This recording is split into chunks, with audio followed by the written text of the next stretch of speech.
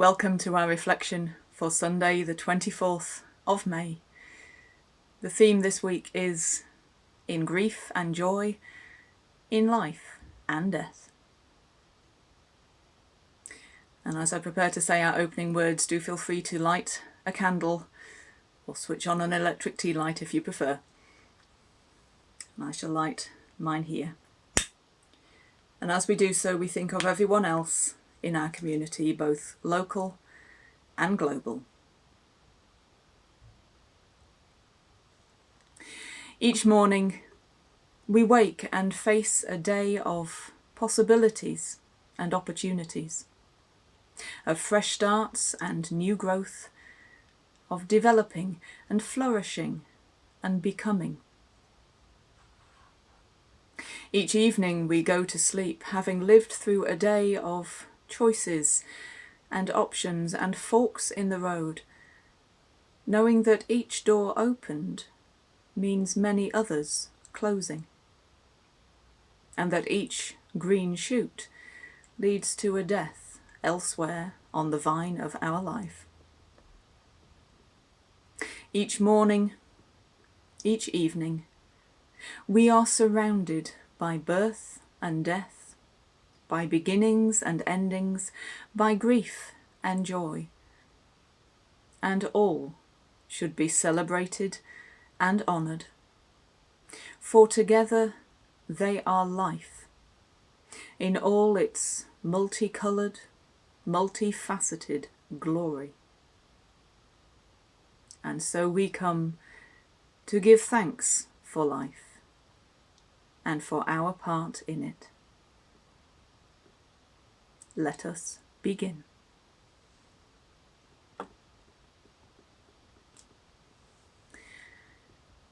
Number 193 in our purple hymn book is by Shelley Jackson Denham. It is my absolute favourite hymn, if I'm allowed to have one, and I know that many in our congregation love it too. As usual, I can't print all of it, although I would love to. But here are 3 verses, each with their integral choruses. We laugh, we cry. We live, we die. We dance, we sing our song. We need to feel there's something here to which we can belong. We need to feel the freedom just to have some time alone. But most of all, we need close friends we can call our very own. And we believe in life and in the strength of love, and we have found a need to be together. We have our hearts to give, we have our thoughts to receive, and we believe that sharing is an answer. A child is born amongst us and we feel a special glow. We see time's endless journey as we watch the baby grow. We thrill to hear imagination freely running wild, and we dedicate our minds and hearts to the spirit of the child. And we believe in life and in the strength of love, and we have found a time to be together. And with the grace of age, we share the wonder of youth, and we believe that growing is an answer. We seek elusive answers to the questions of this life. We seek to put an end to all the waste of human strife. We search for truth, equality, and blessed peace of mind. And then we come together here to make sense of what we find. And we believe in life and in the strength of love, and we have found a joy to be together. And in our search for peace, maybe we'll finally see, even to question truly is an answer.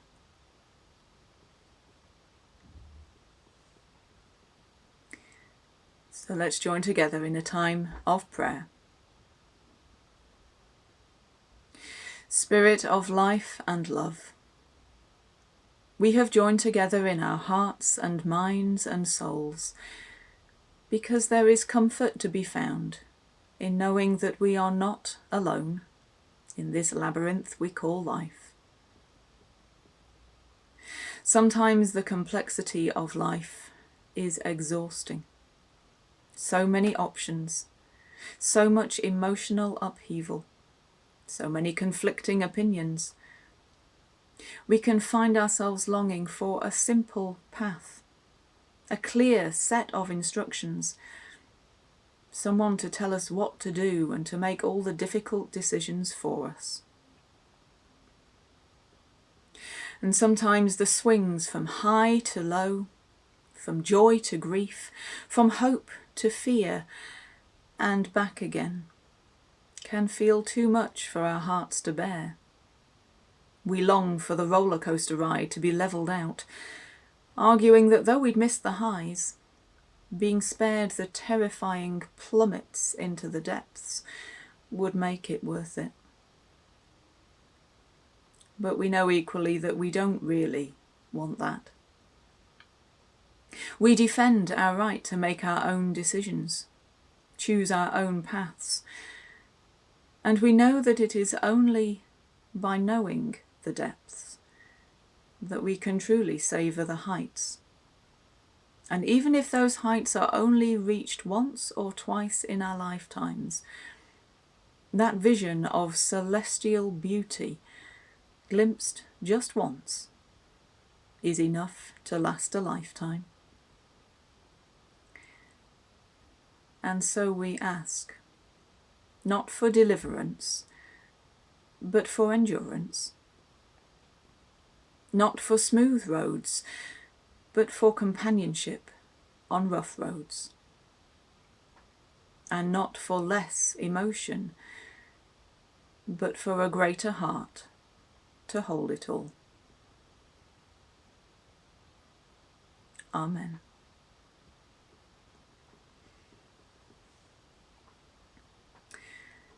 Our story is by Margaret Silf, The Sunflower and the Sparrow.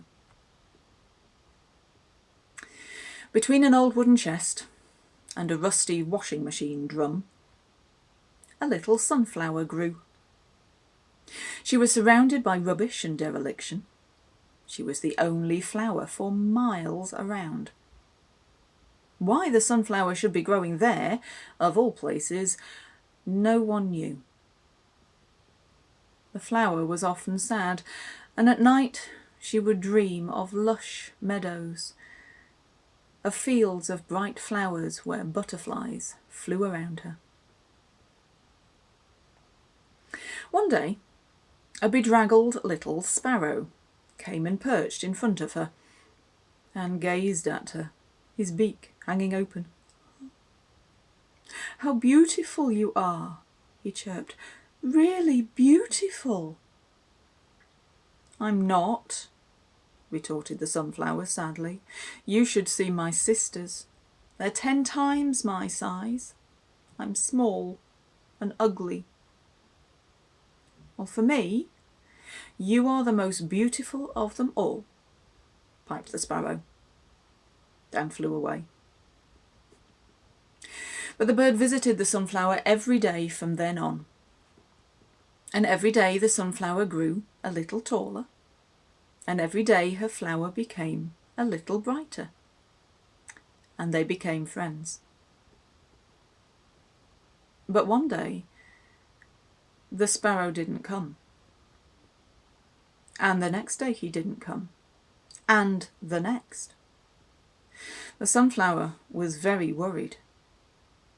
And then one morning when she awoke, she saw the sparrow lying in front of her, his wings outstretched.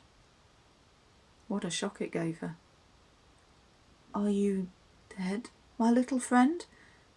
What's happened?" Slowly the bird opened his eyes. "For the last few days I've not found anything to eat on the waste tip. Now I haven't got any strength left. I've come to you so that I can die close to you." "No, no," cried the sunflower, "you wait just a moment." She lowered her heavy flower head towards him, and a few sunflower seeds fell to the ground. "Pick them up, my little friend. They will give you new strength." The sparrow cracked open a few of the seeds with his last ounce of energy and lay still, exhausted. But the next day he was already feeling stronger, and he wanted to thank the sunflower, but he was devastated when he saw her. Her yellow flower petals had all gone limp, and her leaves hung down listlessly. "What's the matter with you, sunflower?" he chirped in his distress. "Don't be concerned for me," said the sunflower weakly. "My time is over. But do you know what? I always thought that my existence was meaningless here on the waste tip. But now I know that there's a purpose for everything, even if we can't always understand it. Without you, I would have lost my will to live. Without me, you would have lost your life. And look, there are still plenty of sunflower seeds on the ground. Leave a few of them behind, and maybe one day there will be lots of sunflowers here, and lots of bedraggled sparrows will fly around them like butterflies."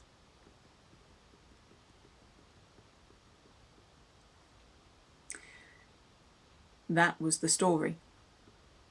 This is a more serious reading, an extract from a book called The Prophet by Khalil Gibran. This book is written as a series of questions and answers between a community and a travelling wise man. Then a woman said, "Speak to us of joy and sorrow." And he answered, "Your joy is your sorrow unmasked, and the self-same well from which your laughter rises was oftentimes filled with your tears.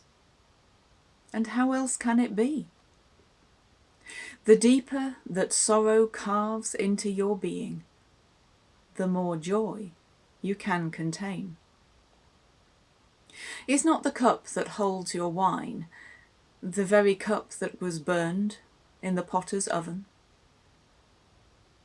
And is not the lute that soothes your spirit the very wood that was hollowed with knives? When you are joyous, look deep into your heart, and you shall find that it is only that which has given you sorrow that is giving you joy. When you are sorrowful, look again in your heart, and you shall see that in truth you are weeping for that which has been your delight. Some of you say, joy is greater than sorrow, and others say, nay, sorrow is the greater. But I say to you, they are inseparable. Together they come. And when one sits alone with you at your board, remember that the other is asleep in your bed.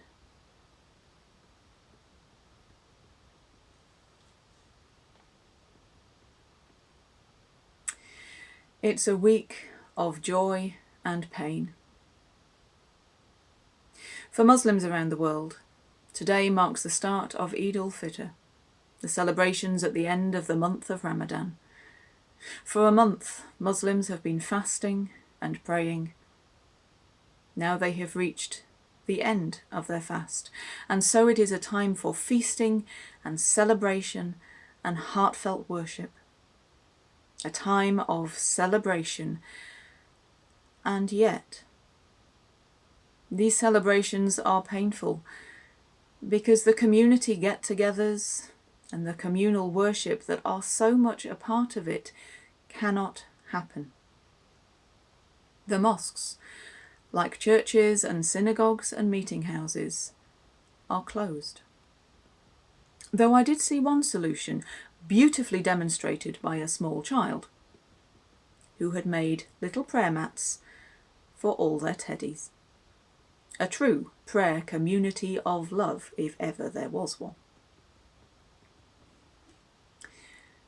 It's also a time of pain. 3 years ago, on the 22nd of May 2017, a man believed that he was called to an act of terrible violence. He walked into a building full of happy people, full of life and spirit after an uplifting concert, and detonated a bomb. He took his own life alongside those of 22 other beloved souls, and inflicted both physical and mental pain on so many others. As a city, we swore we would never forget. And on the 22nd of May, Manchester Cathedral led a time of online prayer and lament, and others lit candles and held silences in their own private remembrances throughout the day. And yet, within that lamentation, there is joy. Joy that those people lived and shared their love. Joy that those injured are yet still with us and slowly finding healing. Joy that after that horrendous event, despite the pain and the horror and the grief, the people refused to give in to bitterness and hatred, but instead joined together again and sang and danced and held each other and pledged themselves to love, love, and love again.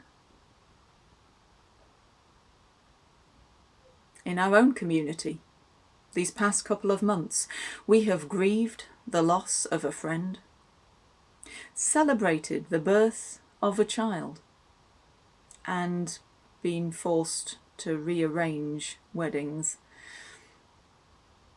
We have honoured birthdays and supported each other through illness.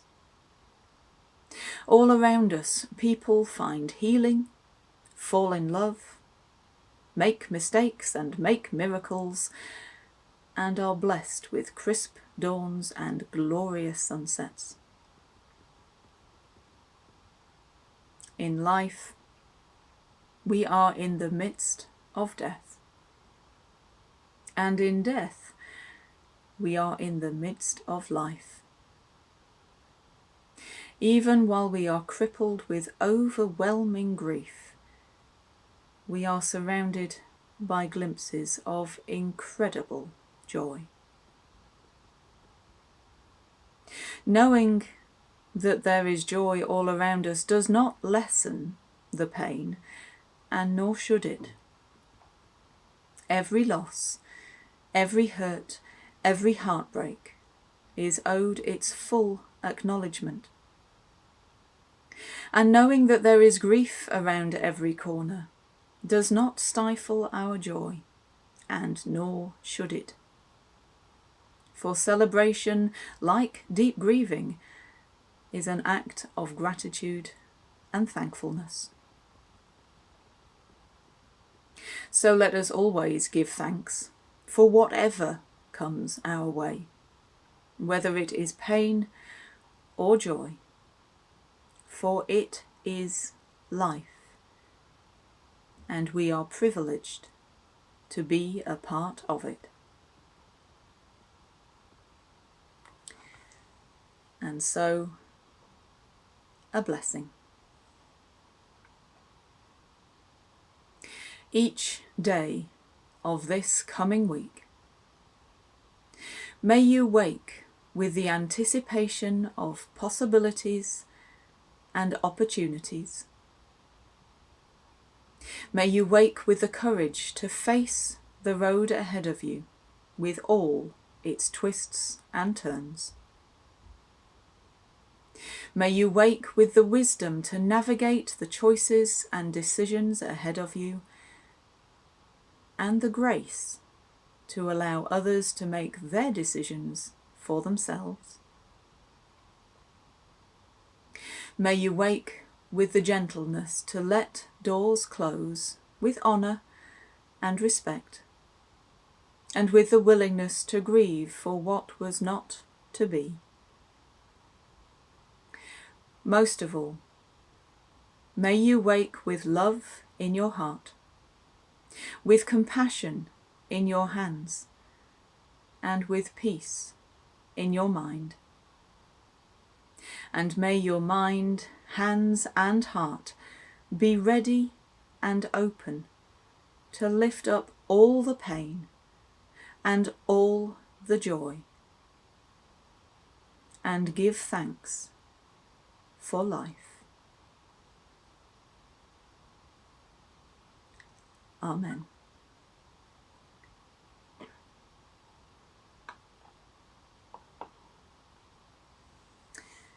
And I shall see you, same time, next week. You in your room, me in mine, but our hearts will be together again. Stay safe, stay strong, and know that you are loved. Amen.